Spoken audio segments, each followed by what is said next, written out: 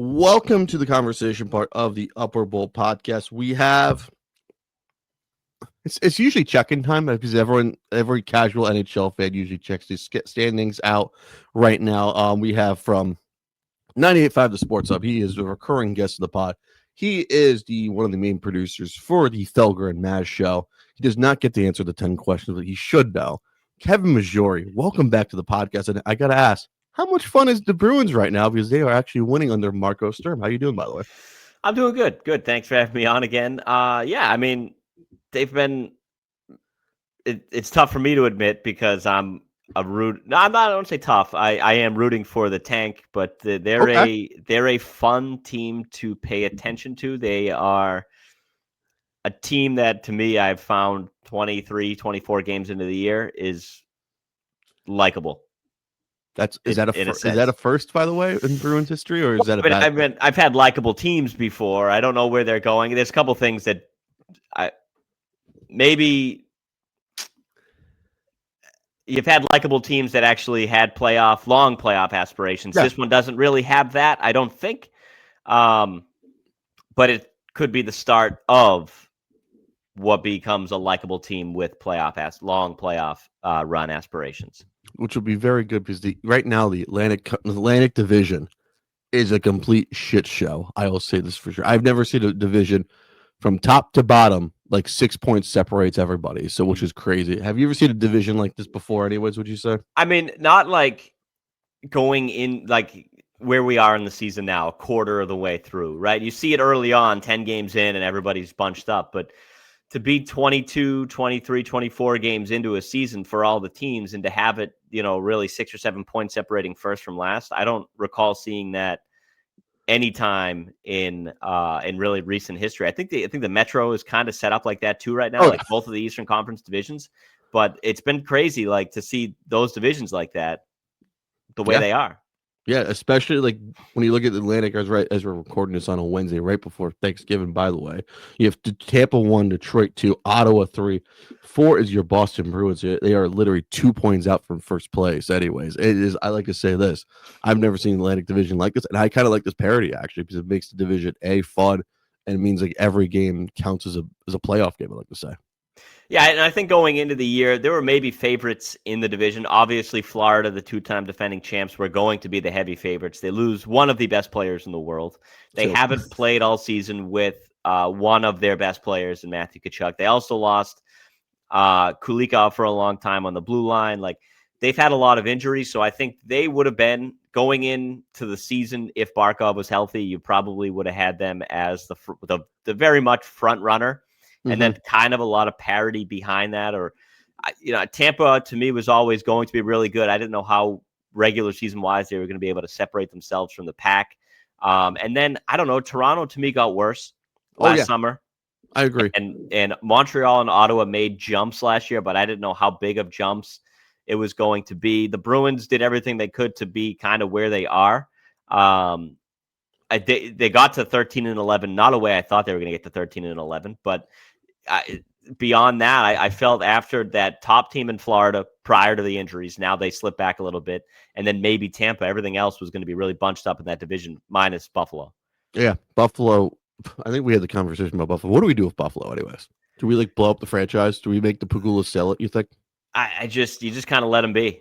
You just kind of let them be like consistently bad every once in a while, have 3 or 4 good years of getting to the playoffs, but then do nothing in it and just let them be, because I don't know, the people there do at least care to some extent, not completely, but just kind of let them be. I just leave them there, I kind of like it actually, because we were thinking about, I was like, do we make the Pagula sell, or do we we're just trying to figure out other ways as a talking point. And when you say let's let them be, it's like, should we just let them be? Like, remember when the Bills were irrelevant from 2000 to 2017? We should just do that anyways. Yeah, and like, I don't know, I feel like every sport has that one team that's like, they forever suck, and that's Buffalo in this one. Forever suck. It's forever sucking since 2010-11 anyways. Exactly. It lines up perfectly because that's the last time the Bruins won a title anyways. Oh, exactly. I think that's huge. I know you're a Bruins fan. I love how Montreal's at least entertaining. I think it's good for the league. It's good for the division. And I know you hate Canadians fans, the Habitants fans. I think it's just truly entertaining how delusional they are. Yeah, I mean, look, they're fun. You're not going to deny that. Like, Yeah. they have a bunch of fun players to watch. The reality for them, I say, is that a lot of the guys are small, and that doesn't line up playoff wise typically. The fans, I mean, they're always going to be who they are. They're always going to call 911 on the opposing player when he hits a borderline hit. But no, they are extremely fun to watch. They're a group that has a lot of talent. But like I just mentioned, I get concerned with them when they line up. You go into the playoffs against a bigger team. If they run into a Florida team in the playoffs, like the Caulfields, the Hudsons, the smaller guys just don't hold up in that situation. But it is annoying as a Bruins fan to watch the Canadians be a fun team to watch. That is true. I think the Panthers. I think I've kind of sounded the alarm down here just to get the people riled up already. I think they really need Matthew Tkachuk back ASAP, honestly, because they really are. Like, even though Marchand is turning back the clock, he can't stay like that forever, anyways. No, and I mean, Tkachuk's obviously a huge loss. Like, we know what he means to that lineup. The big thing to me is, I've said to people, like, if you didn't know already how important and how Alex Barkov is one of the best players in the world, you know now, because that team's kind of lost without him. Obviously lost without him and Tkachuk, but like, just the noticeable absence of one of the greatest players, one of the best two-way centers in the league, probably the best two-way center in the league, is very, very noticeable with Barkov. Obviously, he's pretty much written off for the entire season. So getting Tkachuk back will be huge for them. The importance of him being back in that lineup and being the pest that he is while also putting up points is massive for them. They just got to kind of hang around enough until he gets back so that they can really start maybe in the back half of the year, put things together and get back to where we all expect them to be. Definitely. Would you say Barkov's like underrated because he plays in Florida? Would you say? So I don't know if I don't think he's underrated anymore. I think the discussion for a very long time was how underrated he is. I think 3 straight Cup Finals appearances, 2 cups. I think people finally understand what he is and who he is and how he is one of the best players in the world. Like, I think he was underrated, underappreciated up until this recent stretch. And now more fans across the league understand, wow, this guy is actually really good. This guy is one of the best in the league. He's one of the best, one of the great leaders, I like to say. And he's a quiet captain, and he's Finnish too. He knows what, like, there's not many Finnish captains, and it's like those are rare breeds anyways. And I think it kills 2 things. Like, him on the Panthers is a huge loss. Also, Finland hockey for the Olympics are coming up, by the way, too, which is going to be huge anyways. I just think the Panthers are in a spot. I don't know what type of move they make. I'm not saying, like, unless Barkov comes back like it's Peter Forsberg in 01-02 and plays the playoffs and has like 29 points or whatever the stats, what it was in 01, and he played like 3 series and had like 4 or 5 goals. I don't think he's coming back, but if he does and pulls that stuff, hands up was like, fine, you take the mantle of my Peter Forsberg take of all time, anyways. I mean, I'd be surprised if he is back because it was ACL, and but I mean, you can't rule him out. You never rule him out, again, going back, I just think no longer is he underrated, underappreciated, but he was for a very, very, very long time. Definitely, for sure. What's your thoughts on Marco Sturm so far as a head coach anyways? 24, 5 games in, I love the guy. I say this, like, when he sat down with us, he came in with us right after he was recently hired, and he talked about how the coaches that he molds his coaching career afterward are Claude Julien and Daryl Sutter. And those guys, whether people like it or not, went to 4 consecutive Stanley Cups, won 3 of them, Claude in 11, Sutter in 12, Claude in 13, Sutter in 14. Obviously, 13 was the one loss of those 2. Sturm has showed that it's the Bruins don't have the talent, the complete talent to put together the system that he wants, right? But you see it. We've seen it a little bit. We've seen the defensive suffocation at times. We've seen the style of play that he wants. And we've also seen the team really come together. The team stick up for one another. I also had a little bit of a bout with one of the players over something, but hey, me and you were on the same boat on that. We were on the ship. We were directing the ship, by the way. So I'm with you on this take, by the way. I think a lot of people outside of Boston were on my team in this take, but that to me, as much as I dislike it or disagree with it, it shows how Sturm, how he's brought this team together to play for one another, to fight for one another, to be a team. And I think everything we've seen so far to the season, I mean, look, there's been bad games. Yeah. The thing, I see it in Sturm. I see what he's trying to build. I know that I believe that he's going to be able to build that. He needs the right player. Like, they need to find the right players to fit his system going forward. But 24 games into Sturm, I'm in. I'm fully in on the guy being the future head coach of this team for a while, because I think what he's instilling is actually good. It's actually taking at points. And if you get the right players for his system, he's going to be successful. Definitely, for sure. That team will be like, if he could be a mainstay in the Atlantic with him, Paul Maurice, and whoever's in charge of Tampa, if Cooper's still there, or Detroit. Anyways, if you have the right players, you can win in this division. You can win the conference and win a division. Anyways, and you'll be entertaining at least. Exactly. And it's too early for the comparison, I think. But I'm seeing things that you saw with the Bruins when Claude came in, and it's the players sticking up for one another. That's the big thing to me. Of like the early Bruins teams, like when it was like first couple years, like the first 2 years, like 07, 08, 08, 09, they were sticking up for each other, right? Yeah, well, I mean, it really went through. I mean, probably to 2013, 14, right? I mean, like, it was a while of them just. It's little things, but again. Do I agree with everybody pouring over the boards for 400? No, but I also think it's a sign of the coach putting together a room of a group of guys that every night want to go on the ice and win for one another and defend one another.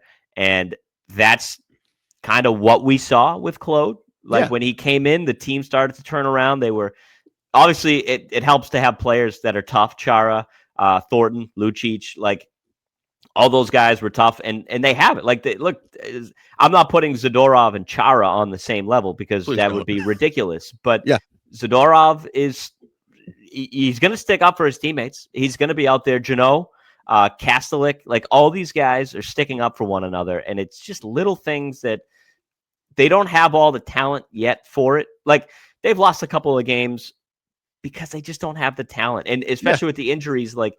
Victor Robertson and Casey Middlestad are out right now, right? Are those guys great players? Not really. They're good, but what have they proven? They've proven that they can be a full-time NHLer. Whether they're living up to their expectation or not is a different thing. But when both of those guys go out, and then your second line has Alex Steeves and Matej Blumel, no shot at those guys. You just don't have the talent, and at points you're just going to come up short. So with this team, like, I don't fully trust the GM, but if the GM can help find guys that fit the system of this coach, they're going to be really good very soon. Please, it'll be great for hockey if you have Boston, Montreal being great at the same time. Exactly. Like, we don't. If Toronto being bad, fine. We'll take we'll change one Canadian team for another team, for a Montreal team instead. We need Toronto to be bad enough to stay in the top 10, but not too bad to go into the top 5 in the draft, so that the Bruins get their top 10 pick. Their 6 to 10 pick. I'm with you on that. I'm on this. I'm on the train. All right, we got to talk about this. You had the tweet of how we did not like when the whole bench team scored, when Pasternak scored. I'm with you on this take. It's very mid-Fairfield AAU hockey, travel hockey league shit you would do, or OHL or AHL stuff that you would do. This does not belong in the National League. So I applaud your take, and the people who don't like your take can go F themselves. I mean, look, I get it. I'm never going to back off from that take, so thank you. You know, I will always defend not jumping over for 400. A lot of people that liked it were not local. You know, a lot of people that were on my side were a lot of people in Toronto, but that did happen against Toronto, which was funny. Yeah. Yeah, the 400 to me, it's not a number. It's a low number. Exactly. I get it's a massive milestone. And this is not a shot at Pastrnak either, because I love Pastrnak. I am always on my show having to defend him when they want to trade him, because I think it's ridiculous to want to trade one of the best offensive players in the world. 400 to me was like, doesn't really feel like the entire team should dump over to the bench for that. And when I did my research, Crosby, Ovechkin, Malkin, all those guys, Stamkos, like nobody did. Jamie Benn last night. It happened last night. Jamie Benn, nobody did. So I just felt it was odd. I thought it was kind of dumb. And I did stand up, for my take, but it does go back to me of seeing this team come together. Which, okay, I guess, like, you want to tell me that's it? You want to tell me this team's coming together, this team's building a close locker room, and that's the reason? Sure, okay. I still disagree with it, but you know what? If that's what you want to do, and you got the league's approval, and you're willing to accept that a lot of people looked and said that's dumb, sure, okay, do it. But I mean, 400 to me was just like, okay, I don't think that was necessary, but we move on. Yeah, I think I pulled the take for, like, why are we doing it for a certain amount of points that Marchand has? It's like, I know it's a big milestone, but like, hey, let's read the room here. Let's win the game first, then you could do your celebration for it. And exactly, and that was some people's fighting back of me of like when Tavares got his 500th goal, they were losing 6-1 or 5-1 or whatever. So I was like, okay, I get it, but the way the league has gone, 500, 600, 700. 1,000 points, sure, do it. I don't care. But that's kind of where the league has gone. So when the 400 happened, I was like, whoa, I was there. They're all pouring off the bench. I was like, what are we doing? And then people were like, well, what, did it delay the game 10 seconds? And I was like, I don't care that it delayed the game. You don't see that. 400, you never see that happen. That's where I was just like, I don't know if I'm fully on board on that. Yeah, we delayed the game for Alexander Ovechkin to have a speech during halfway through a period anyways against the Islanders and stuff, which was, I like to say, it fucked up the whole schedule anyways. I had to produce the Panthers Red Wing game that got pushed back anyways. Yeah, because so that, but again, I mean, 500 and beyond, absolutely. I just felt 400, they're kind of weird. Yeah, I saw it, and like last night, Ben was scoring his 400. None of his teammates come out. I was like, this is perfect anyway. So, Kevin Maggiore, I'm on the ship with you. I don't know how I am considered a local guy. I'm from Connecticut originally, but I'll stand up for this anyways, for a national take anyways. A lot of the locals were not with me. I did have a few people DM me directly and say, I'm on your side, but I'm not getting involved in this, which is good for you. Stay out of it. You don't want to deal with what I'm dealing with right now. I'll get involved anyways. I have no problem. I'll help you out anyway. So, all right, I think we had to talk about that. All right, the big thing we got to talk about: who's been your most surprising team so far in the East and the Atlantic and the Metro? By the way, I mean, it's got to be. Can I give you mine first, at least? Yeah. All right, I said Detroit. Okay. Because the Red Wings have a goalie, I think they're entertaining at least. I'm saying Pittsburgh because they're at least very entertaining with an old roster and stuff. I don't know how long it's going to last, but hey, why don't you say in the Islanders? So the Metro of the Islanders was Pittsburgh early on, but Pittsburgh's starting to trend back to where they were kind of expected to be. The Islanders, I honestly had no real high expectation for them. I do believe, I know they were pushing for the playoffs last year. Obviously, people forget that they were so close to the playoffs because they were handed the number 1 overall pick. Lotteries are rigged. I'm fine with it. They rigged it so that they got it. I totally understand. I'm surprised at where they are. They're third in the Metro. There's not a lot of guys that jump off the screen too. Schaefer's been awesome. Yes. 18 years old, and he's ridiculously good. Okay, too, also. What was that? Noah Dobson as well. Yeah. Well, wasn't he sent to Montreal? Who am I thinking of? Oh wait, I am really losing it. Never mind then. I think he was sent to Montreal. I apologize. Yeah, I'm trying. But who's the other? They've had they always have the other. The Pulak and Pelech have been there forever, right? Like defensively, but the one that stuck out to me completely is Schaefer. He's just had a ridiculously good rookie season for an 18-year-old as a defenseman, and watching him Bruins play them tonight. Like I would like to see what they do to Zadorov tonight, because the last time these two teams met, Zadorov clocked him a couple times.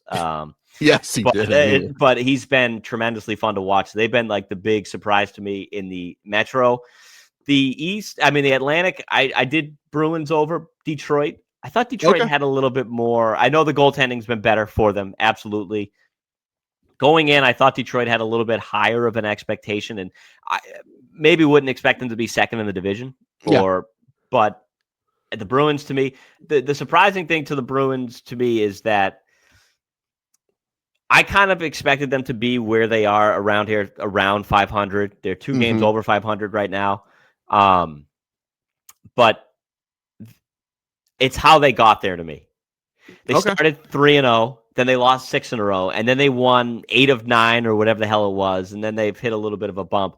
So to me, like, it's surprising to me of how they've gotten to where they've gotten, because they had that stretch where they won the 7 in a row and they looked really good doing it. Yeah. So the Bruins to me are the big surprise in the Atlantic. And I mean, I'd say Montreal as well. Bruins, Montreal, and Detroit. I think those 3 original 6 teams. Another one that I'll say is a surprise is Toronto, because that's my biggest disappointment. Them and the Rangers, actually. Well, yeah. So I know you were going to get to disappointments. I'll jump the gun and do it right now. I love it. I knew Toronto was going to be worse than they have been the last few years. I didn't think they'd look like this. No. So the night of Pasternak's 400th, the Bruins were up 4-1, and Toronto did make it a 4-3 game. Right, they had a little bit of a stretch where they made it close, but there was a time in the third period where I was watching it and I was like, "This team has no life." Yeah, they were not completing plays, and the Bruins were easily breaking out, and the body language on the ice of those guys was brutal. And I figured, so prior to that, that was Veterans Day, November 11th. The Bruins had played them the prior Saturday night, and in their own barn smoked them. And then they didn't really smoke them, but they beat them. The next night, Toronto played again at home against Carolina, and they blew a multi-goal lead in the third period. It lost in regulation. Like, they didn't even blow the lead and at least get a point. They lost in regulation. And I was like, these guys are going to come out flying on Tuesday. They're going to give it to the Bruins. And the Bruins scored immediately. They got an early power play, scored immediately, and then it got to points where Toronto was just lifeless out there. And I was like, these guys, I mean, I expected them to still be a top 3 team, but I mean, the way it looks right now, I mean, I still think they get a wild card spot if they come healthy and all the talent, but I'm like, what is up with these guys? Can I ask you the question I really want to ask you? Is Craig Berube on the hot seat? And if he gets fired, would you bring Preet DeBoer in? I can't imagine they're going to go a year and a half in on Berube and let him go. Right? Okay. I don't think he's on the seat as hot as maybe some think, but I mean, maybe. I mean, I asked. It is the NHL, anyways. It is the NHL. Anything can happen. Well, exactly. And my question with Berube is like, look, he won a cup in 2019. Okay. Yeah. What has he done? Can we ask you? Can we go before the cup as well? Like, what did he do as he was the interim head coach for the Flyers, made the playoffs, lost in 7. Was the head coach the year after for a year, but he was a lame duck head coach because Hextall didn't want him. Then he was assistant coach for St. Louis. He was all right under Hitchcock, anyways. Like, I'm with you. Like, the only thing he's done is that Stanley Cup run. His Binnington got hot, and before that was he got the Flyer team who was in turmoil after Laviolette. So I'm looking at it now. They won the cup, and then they had back-to-back first-round exits. They had second-round exit in 22, and then they missed the playoffs, and then the next year they fired him. Like, he's won a cup. He hasn't done anything else. And so I think maybe when he was available, and then Toronto was basically like, okay, if they lose in general this year, if they don't get to the cup final the year that they lost the Bruins in the first round, Keith was gone, and it was like known, like they're bringing in Berube. Yeah. What has he done? Nothing. He really, outside of that run, look, I'll give you the cup. Like, since the cup, the year after was COVID. Remember that? Yeah, but even then, they still made the bubble and they lost. And I don't think he's on the hot seat yet. But you're right, the NHL, anything could happen. DeBoer, I have to bring it up anyways. DeBoer, I don't know if he would be entertaining in Toronto though. Think about that. His pressers. that, like me and you would just be like kick our feet up and watch him go after the Toronto media. It'll be so good, anyways. I mean, exactly. But I mean, I guess I go with DeBoer. Like I know one of his sons plays at Holy Cross, college hockey. Maybe he's just enjoying a year hanging around. Maybe traveling, watching the son play. Maybe he's just enjoying a year off and wants to see the slate, how it looks this summer. And so maybe Toronto's trying to maybe work something around. I don't know, but and he's saying, check back will be in July or June. That could be it. I mean, I don't know. I just don't think Berube's fully on the hot seat yet. Okay, I have to ask that because no one's brought it up. I was like, you know what, me and you will talk about it. Yeah. Is he on the hot seat? Yeah. Rangers are the Rangers most disappointing in their 100th anniversary season with Mike Sullivan as their head coach? Yeah, I would say that. I mean, looking at the Metro as well, like I don't think anybody's really been beyond disappointing outside of them. I think Washington, they're starting to come around a little bit. I expected Washington to drop off. I thought last year was a bit. By the way, he looks cooked. By the way. And I mean, the way it seems, there was that report at the end of in the summer that this was his last year, and then the team pulled it back. They were like, "Oh no." He's doing jersey swaps like every time he's in a city for the last time. It's over. Like, and good for him. What else does he have to do? He doesn't have to. I mean, win an Olympic gold, but they don't let Russia play. So I know. So what else does he have to do? I mean, he probably would be sniffing 1,000 if he didn't lose almost 2 seasons to lockouts and COVID. That would be the only thing left. And I think he realizes he's not getting there. So he's going to just enjoy the rest of this year. But yeah, the Rangers 100th anniversary season, I thought last year was a little bit of a fluke where they ended so low. They had that stretch in the middle of the year where things kind of fell apart. They plummeted. It was beginning of the year anyway. So it was like it was like beginning towards the middle. And then towards the end of the year, they started to trend back up. I think they were in the playoff picture late in the year. I didn't think they were as bad as the record showed last year, and I thought they were going to be a little bit better this year. And they are just, I mean, first of all, they can't score goals at home, which is hilarious. That is the most funniest thing about hockey, anyways. You can't score at home. Like, what's going on? Anyways, it's unbelievable. But yeah, I mean, they to me, far and away right now, are the most disappointing team in the Metro. And I mean, you see, can Sullivan turn? I am not entirely sure he's going to be able to turn that team around right now. I don't think so either. I really don't. Anyways, I threw in the Panthers just because people expected so much out of them until Barkov got injured. I think I wouldn't say totally disappointing just due to the levity of the injuries on that team. Yeah, true. All right. Winter Classic, NHL stuff, also USA Hockey stuff. Who's your USA Hockey starting goalie since Hellerbuck is injured currently, by the way? I mean, I still go Ottinger. Ottinger is my number 2. I think that Swayman has had a great year. Don't look at his numbers. I think his numbers are a lie. He's had 2 bad games, which have skewed the numbers. I think Swayman's been great this year, and I think Spencer Knight's been terrific this year. Yes. But I go to Ottinger. I think he is. I know there's no experience in the Olympics, but I think overall he shows the most experience in terms of his playoff workload. I know he's only gotten to the conference final a couple times, but I think his overall playoff workload is incredible. Keeps him as a starter. Would you do this if Helly's out? Would you be opposed to this? You do Otter. Am I crazy to say Spencer Knight to the team? No, I don't think so. Will he's played this year? Absolutely not. Yeah, I think he should. I think if you have Otter and Knight, I'm just not saying this because I'm a Connecticut guy too. Anyways, trying to pump his tire. I think if you Otter and Knight, am I crazy to say Dustin Wolf? But I know that Calgary team's in turmoil. No, I wouldn't say it's crazy to have Wolf there either. I think that's one of the distinct advantages I think the Americans have over Canada is a goalie's going to get left off, and you're going to say, or 2 goalies are going to get left there to say that guy could have been there. Yeah. So I wouldn't say it's crazy to have Wolf on there. I mean, maybe it's my Bruins bias, even though I don't necessarily I'm in the camp of if they want to trade the guy, trade Swayman, but I don't my Bruins bias says that Swayman's been great this year and that he might have a chance. I also think I know the World Championships are different because it's like who's who's still in the playoffs, who's banged up, didn't want to I mean, Swayman won a gold last year. He went 7-0 in that World Championships. I think he makes a little bit of a I think he's been there internationally before. How excited are you for the USA Hockey to be back in the Olympics with the NHL players? I mean, are you trying to find a way to get out to Milan, Italy? No, I'm not that. But I've said to people I don't have high expectations Bruins wise this year. So this is not me kicking the Bruins to the side, but there are really 2.5 weeks of hockey that really, really, really matter to me this year, and it's those weeks. There's not many things in my life, sports, as a sports fan, that I have yet to see.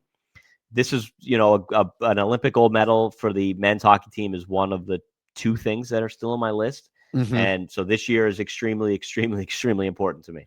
I think we both seen Super Bowls. You've seen it 5-6 times for the Patriots. I've seen it twice for the Eagles. I've seen a Cubs World Series, which I thought never would happen in my lifetime. And now all that's left is even though the Flyers will, I don't know if they're ever going to win again, or anyways, or my side team is I just calls my mistress is the Dallas Stars if they're going to ever beat the Oilers.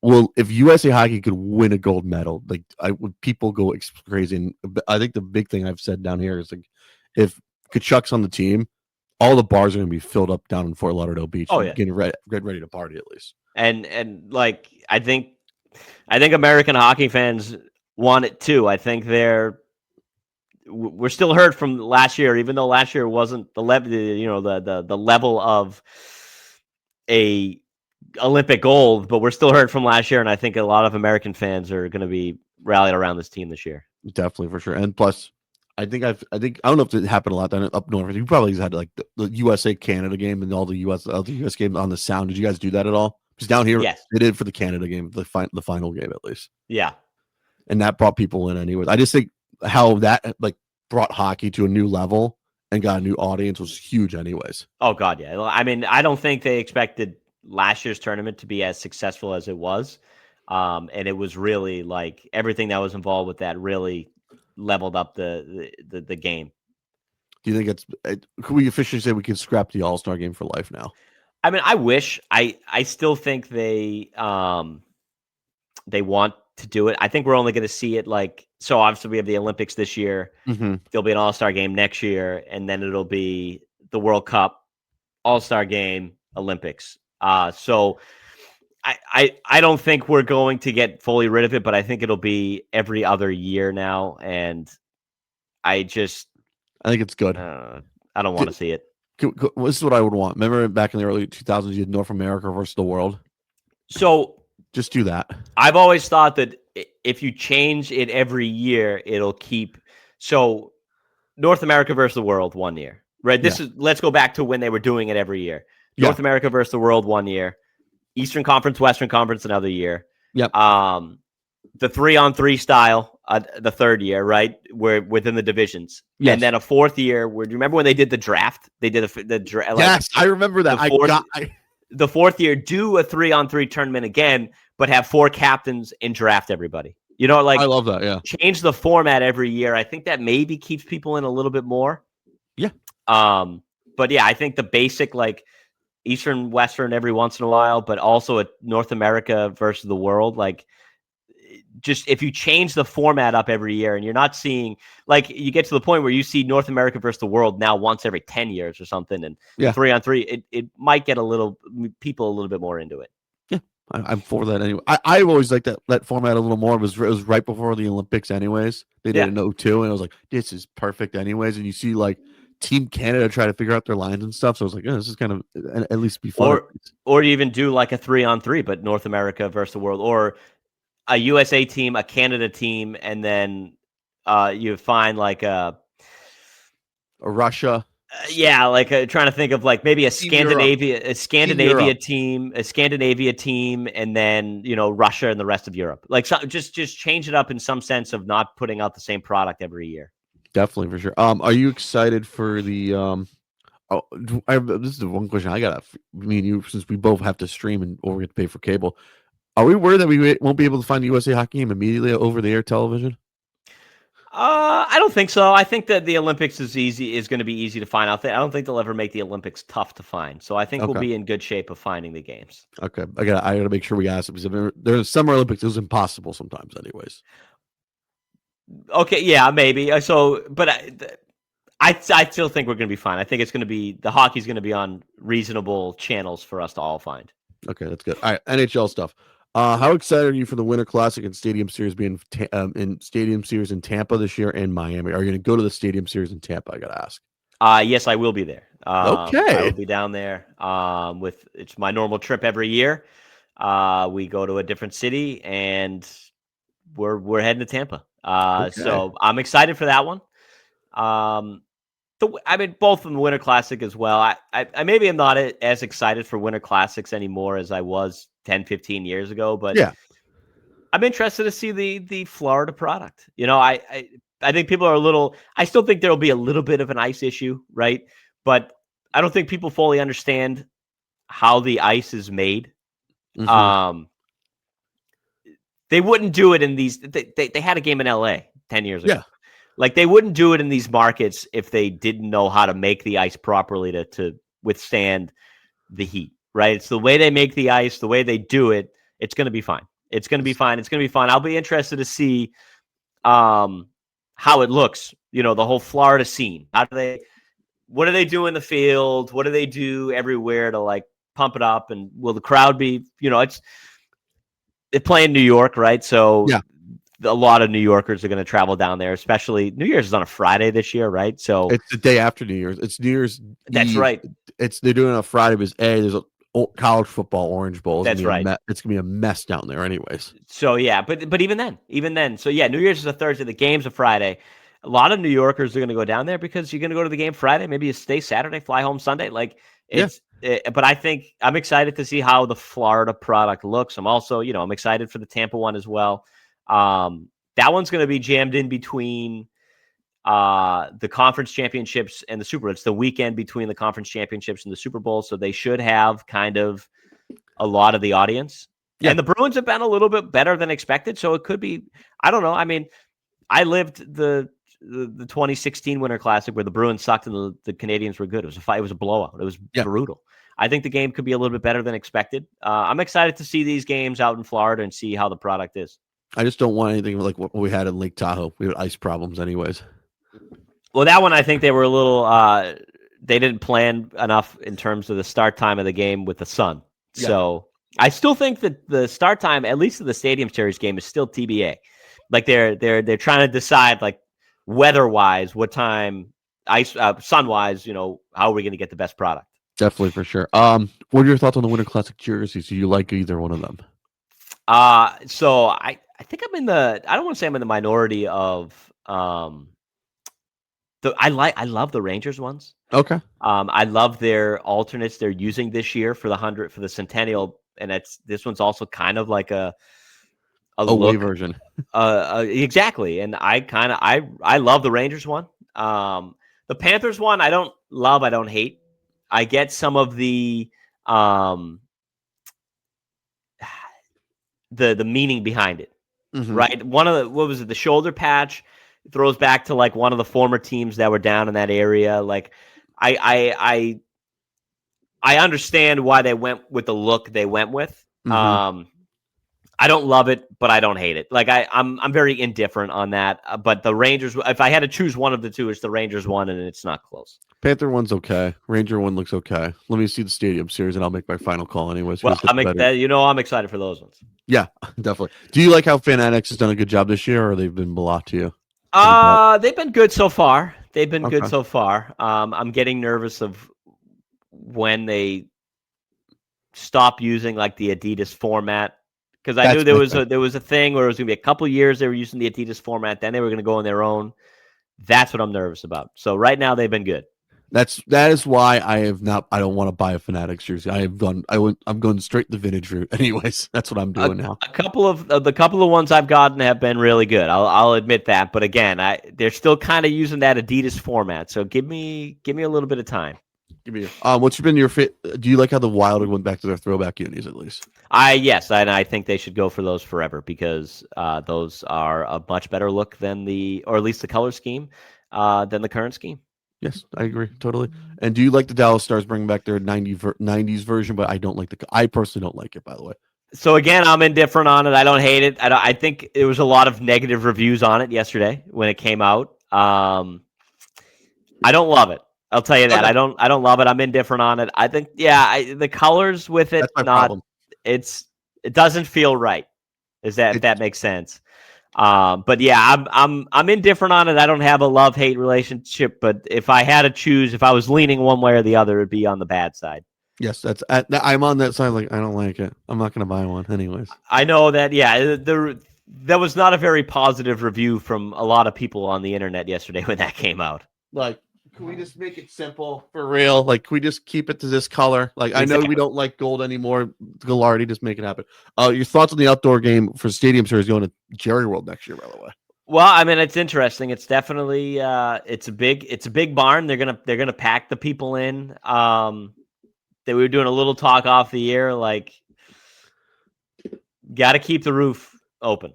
Yes. I mean, look, it is kind of iconic. Like, you're going to Jerry World. The last time, what was that? The Cotton Bowl. The last time it was in Texas. Yep.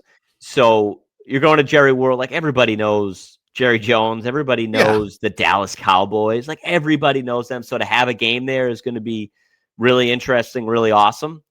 But again, we got to keep the element, the outdoor Winter Classic element. No panels falling too either. Well, exactly. We can, that too.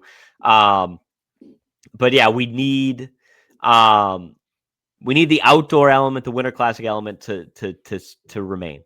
We still need major, that, which is major. Anyways, any other thoughts on this NHL season so far? You gotta ask before, since we are at American Thanksgiving, anyways, and this is when people usually check in. Would you say? I feel like we've had a lot of parity. I feel like good. the parity has been what you want in the league, and everybody is. I don't think there's really. Colorado's been really good, but I don't think there's a real runaway right now, and that's what I like. It seems like everybody can beat everybody. There's obviously a couple, outliers to that, but the parity of the league to me has been my favorite part of this year, of everybody kind of hanging around. My favorite thing is Anaheim and San Jose and Chicago are at least entertaining this year and not just complete dog poop. Yeah, and that's been great. Is the young stars, the Celebrinis, the Bedards, and Leo Carlson, like the young stars, the new crop of this league is starting to come around. Who's been your West Coast team? I gotta ask. Have you been watching the most? Well, I mean, this is just me jumping on a bandwagon early. San Jose. I've been kind of locked in on the Sharks. They're the team that, like, if I don't watch them, because they do have the late games, I'm waking up to see how they did. Okay. Like, when I wake up, I fire up the box scores and see how San Jose do last night. They're kind of the team I've been jumping in on. So for me, it's been Dallas as always. I watch Minnesota because I love Kirill Kaprizov. Yep. I think I get the most heat for that. I was like, you like watching the Wild because of Kirill Kaprizov? I was like, yeah, entertaining. San Jose, I've been on that bandwagon. Occasionally Anaheim, anyways. Yep. But I enjoyed the San Jose. I like their team building almost, and I like their head coach anyways a little more. So. A local guy too. So for me, he's a Massachusetts guy, so we got to root for him. Definitely. All right. Kevin, what's going on with Felger and Mazz? I know it's the Thanksgiving week. I know you guys are taking questions. Giant fans are tool bags. I'm going to answer that, by the way, on the show anyways. What's going on with you guys? And I got to say, how are you guys going to be not going to take any time off, are you? I'm going to ask. Well, I mean, everybody's out today except for me. I'm the only one of the show that's still pressing buttons, but everybody seems to be back next week. Pats play Monday night, so it'll be a big re-entry. Everybody will give out their re-entry thoughts Monday, and then it'll really be Tuesday and beyond where the team's back together and going into the Pats bye week. So there'll be it's going to be a little bit of a lull here, Patriots wise. Because this being Thanksgiving week and then moving into the holiday season week, and the bye week, coming off of next week, they'll play Monday night reaction for a couple of days, and then it's the bye week. It'll be pretty dead team wise before they get back into that Buffalo game. Definitely, for sure. Kevin, it's always great having you on. We'll have you on. I'm going to say this. I'm going to tease this now. Olympic season's coming. There may be something special for the Olympics this year for the Upper World podcast. We'll definitely hit you back. All right. Kevin, thank you for coming on the pod. We'll talk to you later.